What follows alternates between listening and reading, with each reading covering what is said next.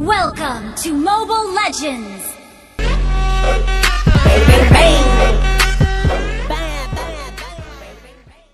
EP Bren. Pero kung di nyo po napapansin, sa dinami-dami ng pangyayari at paghahabulan, yung turtle ay napunta pa rin para sa RSG Philippines at meron pang konting showdown! Aray ko po, napakakate. Hindi lang inabutan ng Blazing Duet mula kay Kusei. Sabay BMI out, pero alam niya na nandyan si Kiran sa paligid dahil nga ang bilis lang din ang cooldown ng mga enhanced skills niyan. Ngayon naman dito sa may bandang gitna, Light, umaamba doon sa kanyang taunt. This time, Ogwen, sisilip din. Tatahimik muna sila. Ay, may flicker tapos implosion play! Pansamantala ba lang yung tahimik na yun? At si Iran versus Kanti, si Retribution ang ginamit. Pero may outplay yata na magaganap. Wala. Walang mamamatay kundi si Aqua lang. Grabe yung action na to. Grabe. 5 minutes pa lang ha. 5 minutes pa lang. To be honest, ako lang ba? Pero nabibitin ako. Parang nandun na eh. Tapos biglang aatras na naman yung ibang members ng Falcon sa EP Bren. But that is 3-0 on to a kill score. Nakakala mo climax na, pero sabi na mamaya pa pala yung plot twist. And speaking of flexing versatility, eto na. It's both Kyle Tizzy's Fanny and Super Marcus Alice debut picks para sa parehong player na to ngayong season. At as of now, 40 unique heroes pick na for Falcons AP Bren. Alam mo, hindi nakakapagtaka ang Falcons AP Bren dahil nga naman, imaginein mo mula dun sa mga local and international tournaments na kanilang dinadaanan, malamang sa malamang may mga napupulot sila mga bago dyan. Madami-dami. Inaaral yung flash, di ba?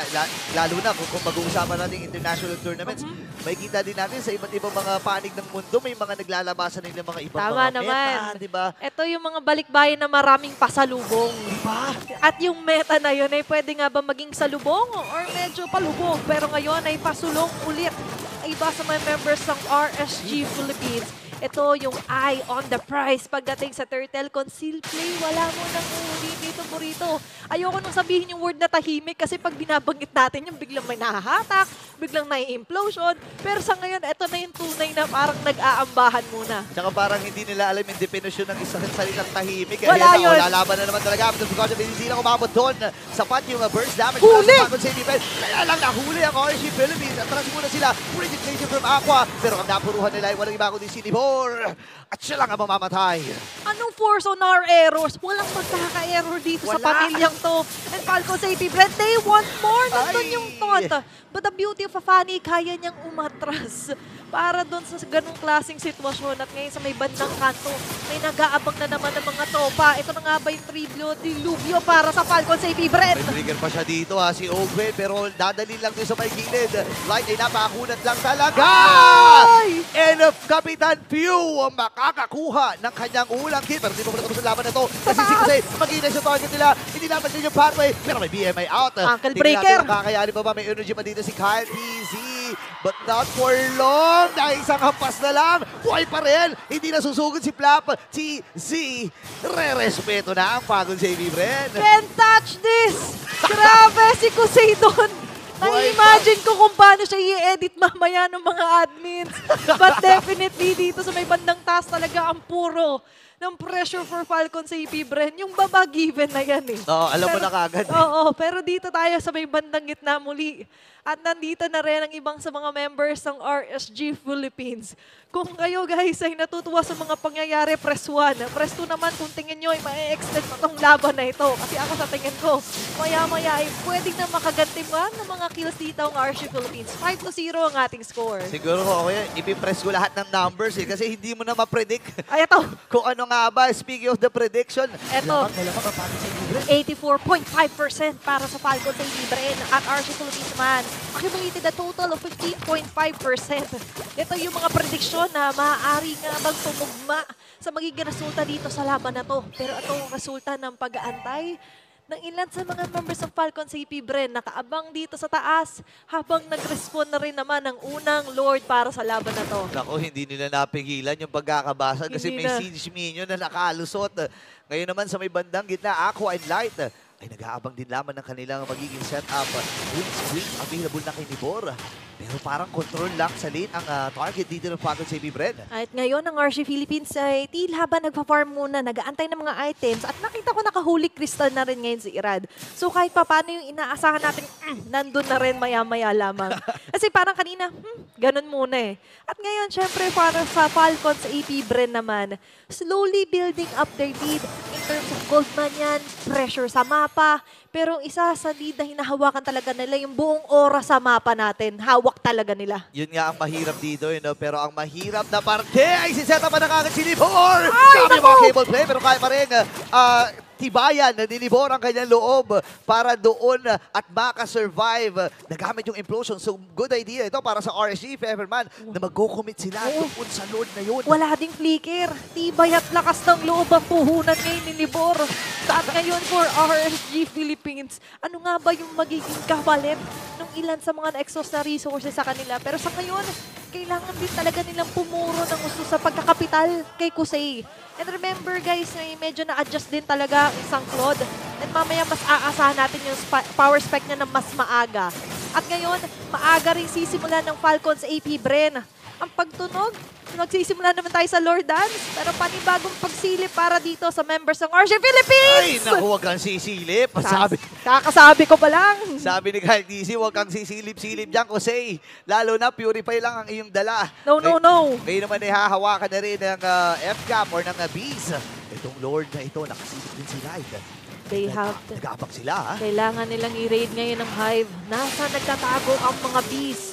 Pero kung sila ang medyo hindi at ease, dahil kung mapapansin nyo, may isang nawawala, may nagpupush lang ng lane habang members ng RC Philippines, ano ngayon ang kailangan nating i-divide?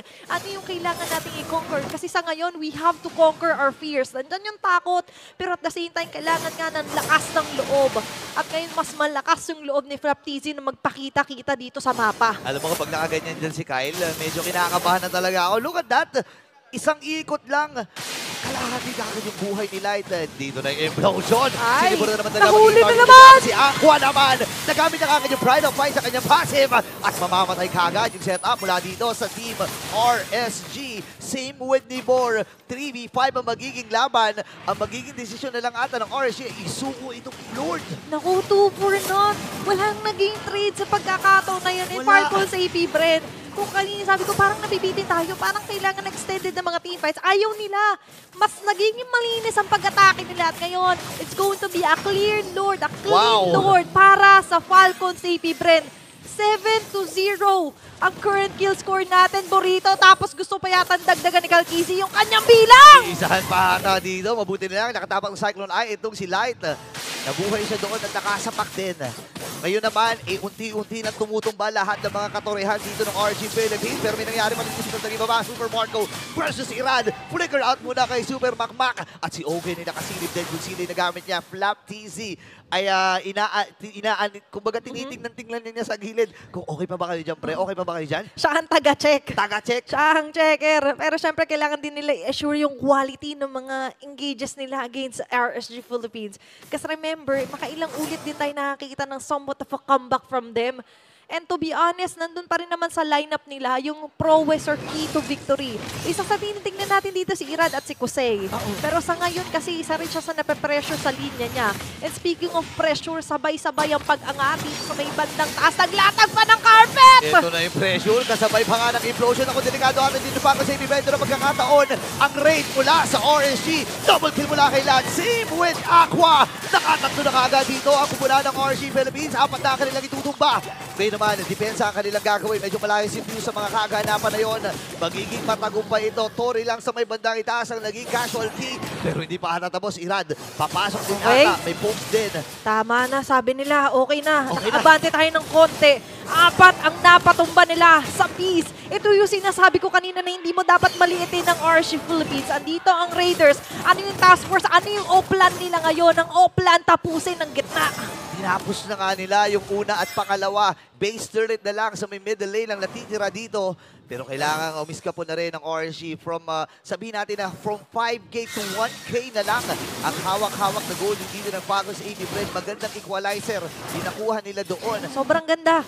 And to imagine na kanina 0 yung kill score nila, ngayon ay medyo nangalahati na sila sa total current kill score para sa Falcons sa EP Bren. At hindi lang yun burrito eh. Ngayon medyo mas makakahinga na sila. At nakikita na natin yung beauty of Agatot. Earlier, nakadagdag din nung sa Lord ay naka-atake lang doon sa Torre. And yung Torre hindi rin naman agad napabagsak ng Falcons sa EP Bren. Added damage yun na nasalon nilang 4. Si Few na lang ngayon ng deathless para sa Falcons EP Bren. Pero in less than half a minute, magre-respond muli yung isa pang Lord. And RC Philippines just might contest this one. Naiintindihan ko na yung naiisip dito ng RC Philippines. No? Parang sinasabi nila, okay, sige, malakas kayo sa mga salubungan. Kami naman ay malakas pagdating sa counter engagement. Pag nagsisimula ng team fight, doon pumapasok si Light. Kaya nga nila, itinatalagan nila si Nibor na pang frontline. Pero sabi nila, sige, si Light pala ang ilaw. Like, you know! Pupuntihin ang akin natin yung 5 members mula sa Falcons sa AP Bren na nagtulong-tulong para lang patumbahin. At puntihin itong Light na ito. Ngayon, nahilapag na rin ni Glorious Patrick. Nahabol! And this time ay nahatak din. Ano yung burst from Irad, pero hindi niya pipigilan. Nahuli pa si Irad! Hindi niya pipigilan niya itong si Irad. At si PY killing spree na ngayon. 3 na lang ang natitira para sa RSG. Lord is up for grabs. At bukas yung top lane ng RSG. Kaya kailangan nila mag-react dito. At 2 for 1. At mukhang hindi na posible. Sinabi kong i-contest sila ng all-in. Oh, no. Yung Lord na to. Pero this might be something na kailangan paaralin pa na mabuti ng RC Philippines. Medyo nadali sila doon. Kasi sabi mo, ang beauty ng lineup nila is more on sa counterplay. Hindi nila pwedeng sabayan yung pasulong na pag-atake lagi ng Falcons sa AP Bren. Kaya doon sila dinali. When you're not ready, nandun lagi yung element of surprise. Pero hindi man birthday dito ni Flap TZ. Lagi siyang sinasalubong nila ni Bor. Yun nga eh. Tsaka parang ang nangyayari dito, no, naiintindihan na rin ng Falcons sa AP Bren. Lalo na yung nangyaring team fight sa may bandang itaas, aantayin lang tayo magsama-sama niya ni Light. Then pagkatapos nun, tatalon siya without the Guardian. Kaya nga pinangaharap nila itong sinibor. May promise pa yun sa Falcons. Promise tatalon yan si Light. Oo, may ganun pa. Ang call dyan eh. Promise tatalon yan. Huwag tayo magsama-sama. Huwag tayo magdikit-dikit. Huwag muna kayong dumingit. Kunyari, hindi tayo magkakakilala. Okay, ako muna magpapakita. Habang ganun din yung taktika for RG Philippines. Andito yung ilan sa mga asset ng Raiders. Ito na naman yung task force. Ano na naman ba ang panibagong oplan nila dito? Oplan na naman ay hulihin someone dito, Super Marco or Caltizi. Pero sa pagkakataon na ito, mukhang sila ang gustong hulihin kung nasaan ang mga sa mga members. Pero somewhat cons dahil nga maaga silang nabawasan ng mga Torre Burrito ay napipilitan din silang dumepensa at umatras. May pag-react sila na ginagawa dito pero ang tanong, makakadikit at makakalapit ba itong si Rad? May idea na sila. Naman ang buhay Upalon! dito. Nagamit na habang in-counter engagement and implosion sa tatlo mula kay Ogwen. Ganyan mamamatay siya. Nagamit na rin dito yung Eternal Guard mula kay View. Dalawa tutuba mula sa F-Cap. At ngayon, ang Raiders ay kompleto pa. May pagkakataon silang sumuro dito sa may bandang gitna. Puro na. Aabante ang iba sa mga miyembro habang si Irad ay medyo may iwan para mag-clear ng wave. Nag-cut lang doon sa may bandang gitna. Si Caldizi sumalubong kay Light. Tumama yun doon. Buti na lang, hindi sapat yung damage dito ng RSG. Pero kailangan nilang kumalma dito. Kailangan muna ng kumalma, inhale, exhale. Pero for RC Philippines, andun na naman ngayon napakagandang counterplay. Biruin mo, ang ganda ng Lord take na yon kahit nakuha yun ng Falcon sa AP Bren kasi wala namang namatay sa kanila. And all of that, while all of that is happening, nakapag-clear at nakapag-somewhat defend din sila ng base nila. Ang daming iniisip ngayon ng RC pero ang isa sa isipin natin kung bakit nga ba naging posible kasi ngayon lock item na pala si Kusei. Yung kaninang sabi kong isa sa susi para sa victory ng RSG. Yun nga, tapos naka-Wind of Nature ba doon? No? So added survivability para sa kanya. And gusto ko lang i-point out yung mga iteman at buuhan dito ni Light. No, hindi na siya pumunta doon sa mga concentrated energy. Kuha siya ng antikiras. Andun din yung dominance eyes para nga naman ma-deflect yung physical damage na ibibigay ni Kyle TC. Kaya pala, makailang beses nating nakita itong si Light na siya lang, no? Kahit binibigay sa kanya, nabubuhay siya. Oo, and definitely, siya talaga yung in-expect natin dito na soaker. Nang dami siya binabato ng Falcon sa AP Bren. Ito yung tropa mo na pag sinabing pagtatanggol ka, ipagtatanggol ka talaga. Pero sa ngayon, kailangan mo nila ipagtanggol ang posisyon nila. Nakaangat na naman ng paunti-unti ang mga wave ng Falcon sa AP Bren. At aangatin si Caldiz dito sa likod! Ako, kailangan nila ipagtanggol to ha. Kaya lang, kung si Tanggol ang pinag-uusapan, si Nibor naman ay nasa likodan. Habang nagamit na rin dito yung Bridging Glacier. Kaya delikado ata ang Falcon sa AP Bren. Pero sabi nila, huwag kayong mag-alala kasi kami ang kukuha dito. Dalawa ang tumpa. Kyle TZ! Kyle TZ! Trabaho lang para sa Falcons AP Bren. Diretso lang! Wala ng kaliwat kanan!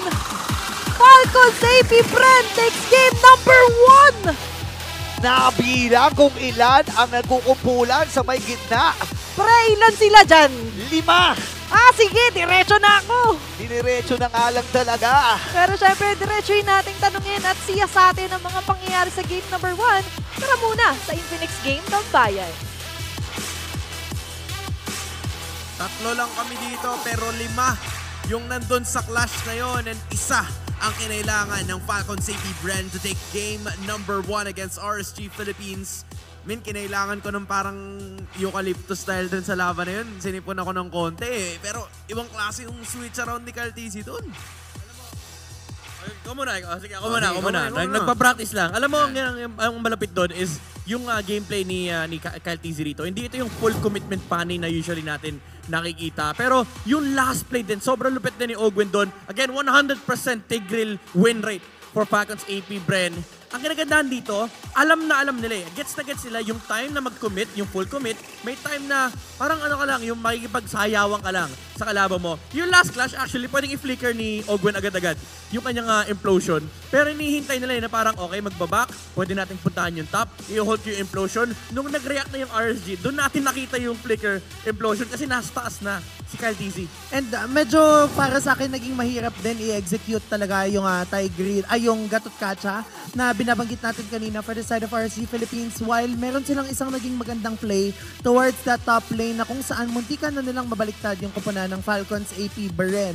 Hindi pa din naging enough yung play na yon in terms of being able to regain momentum kasi in the end, yung Gatot Kacha sobrang reliant niya into waiting na makas na lahat ng utility spells and may iwan dun sa gitna yung mga kalaban. Yeah, parang again, parang kahapon, no, nabanggit natin na yung lineup ng RSG, parang 5 Kufra. Na lahat sila naghihintay, boss, sino papasok, sino mauna. This time around, wala kasi yung Lord ni Aqua. Wala. Yung Vexana nasa kabila eh. And FCAP, again, yung kanilang commitment dito, yung target selection din. Merong, laging dalawa yung clash actually. Laging meron sa may bandang likuran na nilalabanan sa Super Marco, tapos may pinapatay bigla si KarTZ sa may bandang likuran. It's either Irad or Aqua. Lagi niyang inahanap ng mga target sa likod ng RSG. Kaya parang never tayo nakakita ng full committed team fight mula dito sa RSG. Parang si Kusei na lang din yung nag-iisang kaya lumaban dito ng left and right, forward, kahit anong side pa man yan. And FCAP, talaga nandoon yung confusion. Yung team fight na hinahati nila sa RSG, ito yung klase ng team fight na parang lalabang ka ba o hindi. Kasi laging may magkakaibang parts. Oo. Tapos, ang ganda kasi laging alam nila kung sino yung ita-target. Again, we've been talking about KarTZ. Alam mo yung cable niya, sobrang precise na akala namin ang papatay niya yung frontliners, pero yung parang target niya, yung direction ng gold lane, even the jungler and the mid lane, that's been consistent. Turtle pa lang, nakakuha na sila ng Lord. Ganun na yung ginagawa nila. And I think, what this game shows us ay dito talaga na ipapakita ng koponan ng Falcons AP Bren specifically kung gaano kaganda yung lane management nila as a team. Sobrang macro as a team. Yeah, talaga macro-oriented. Even yung mga late game or mid to late game decision making sila. Nakita natin si Kyle kanina sa may top lane. Yung pinifake niya yung cable kay Nibor na parang nakikipaglaro, nakikipagsayawan. Alam ng Falcons AP Bren kung kailan dapat lalaban, ano ba yung mga macro plays. And ito rin yung nagpaganda sa kanilang composition dahil meron silang Alice. Essentially, yung laban, parang hindi mo parang hindi mo kailangan na isipin yung marksman mo.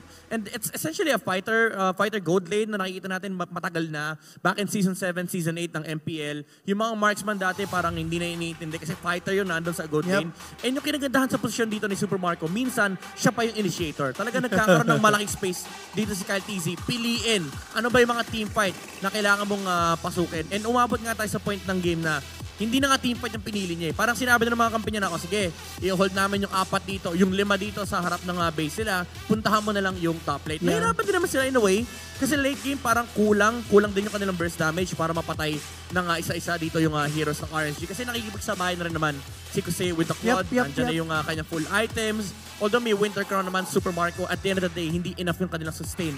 Kasi kapag sinalo nila yung Blazing Duet, mating ang kasunod niyan, yung taunt ni Gatot, yung hila ni Ruby, and of course, pati yung counter-engage ng San Julian, pati na rin ng Aurora. Alam mo, in terms of synergy naman, naging maganda yung lineup na meron yung RSG Philippines. Mostly because of the fact na ni Bor can always start the team fight. And by the time na may makuha siya with the I Am Offended, dalawa, tatlo, pwede agad mag-follow up ng Frigid Glacier, itong si Aqua. And then ang nangyayari na lang doon, instead na mag-Avatar of the Guardian, itong si Light, ginagawa niya yung taunt na lang. Kaya nga, doon siguro nagme-make sense if hindi Gatot yung kinuha, things would have been easier for RSG Philippines. Yung Kufra, di ba? Parang, ang nangyari kasi naghihintay sila ng set dito.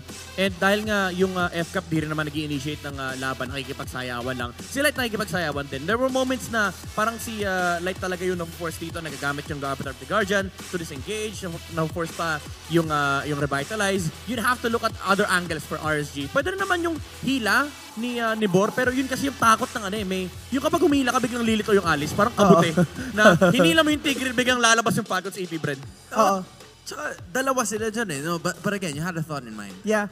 Gusto ko lang din sabihin, no, especially if you are a Gatot Kacha main, something is going wrong if ginagamit mo na lang yung Avatar of the Guardian mo to escape.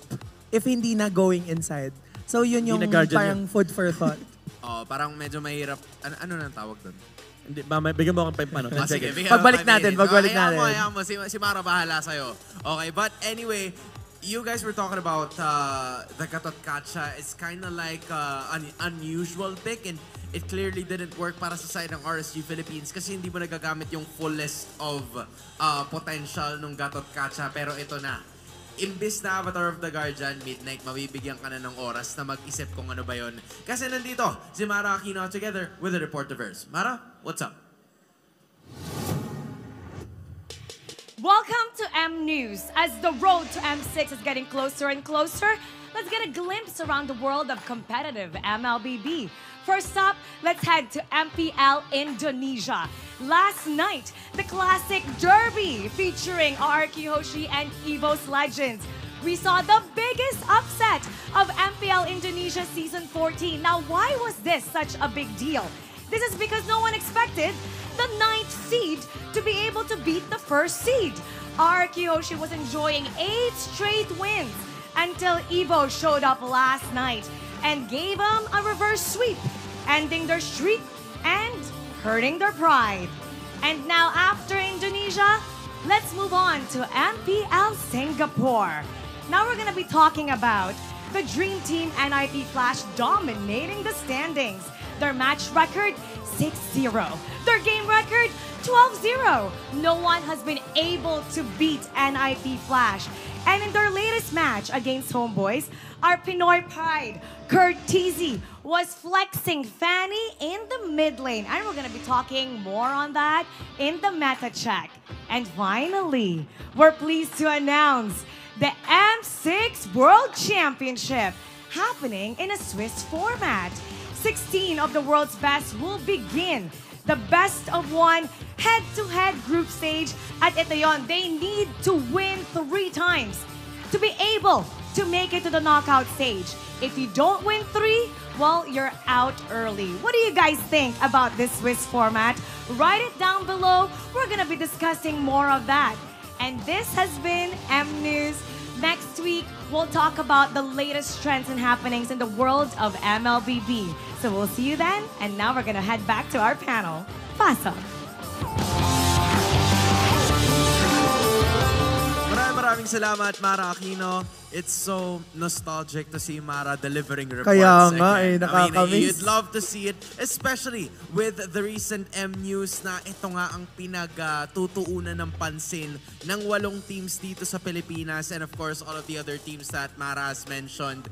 In the Swiss format is something that, you know, is very interesting, especially for a lot of teams kasi kailangan mo lang ng 3 panalo. Pero hindi ka rin pwede matalo ng 3 beses. What do you guys think about this? I mean, it's interesting. It's something new, di ba? Matagal na tayong nagkakaroon ng discussion about sa format ng MSC, ng M6. And I think this brings a new flavor to what an international, especially international tournament for MLBB is. Alam mo though, parang medyo kinakabahan lang ako kasi gusto ko lang sabihin, lagi tayong nagte-thrive sa lower bracket.